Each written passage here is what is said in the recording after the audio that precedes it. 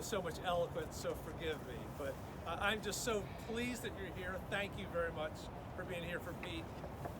So far all year I've been the only member of Congress to have come out for Pete Buttigieg. And people keep asking me, I just talked to Jim Moran in the car. And he's with Pete up by 10 points over the second place in Iowa. And Jim said, what did you know and when did you know it? And all I can say is, well, I'm not, to it over that smart. I just wanted the best person to be president of the United States. I wanted somebody who could speak 7 languages, who taught himself Norwegian on the toilet so he could read a novel, who could still play the classical piano after not playing for years, who served in Afghanistan, who managed 1,000 people. So I'm in Congress. I have a really huge staff. I have 10 people. If I were senator, I'd have 30. If I were mayor, I'd have 1,000.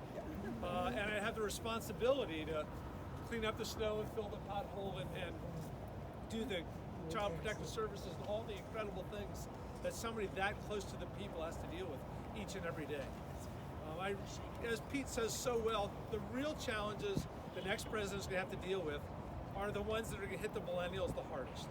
Climate change, our $20 trillion public debt, all this happening with the social changes in the world, automation, artificial intelligence, et cetera, et cetera. We don't need somebody approaching 80 years old, however wonderful they have been, to lead this as we go forward. A lot of people say, well, can Pete win? Well,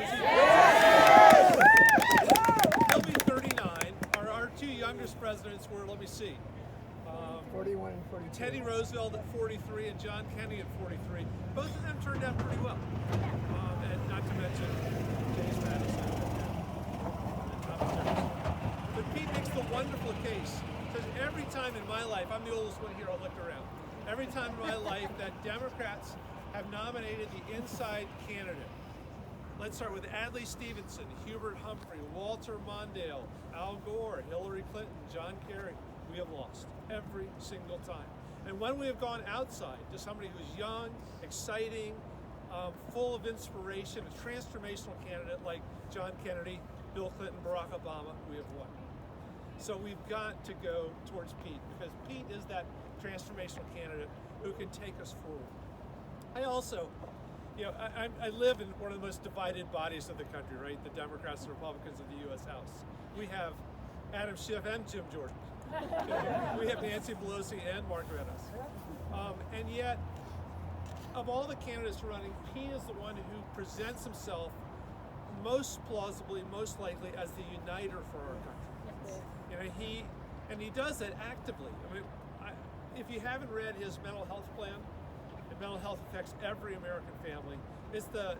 I've had enormous experience with it. My own family, it's a beautiful, well thought out plan to deal with the challenge that we all face. You look at his plan on rural economic development. Every rural county in America is red right now, but he doesn't ignore them. He says, here's how we're going to lift you up and bring you back in. And as we seem as Democrats to have given away the idea of a connection to our faith. Republicans go to church, Democrats don't, in the simplest way we are characterized by the Republicans.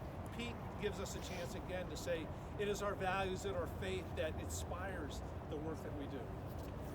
I have compared him many times to Mozart and Einstein, where it's not possible to know as much as he knows at his age. He's just so far ahead. And we're very, very lucky to have him. So I've been talking to all my pals in Congress to get them to sign up with me. And virtually everyone I talk to says, I'm not there yet, but he's clearly the smartest to be the best. And we're going to get a tidal wave coming on board, starting in Iowa and New Hampshire, and then fulfilled in Virginia.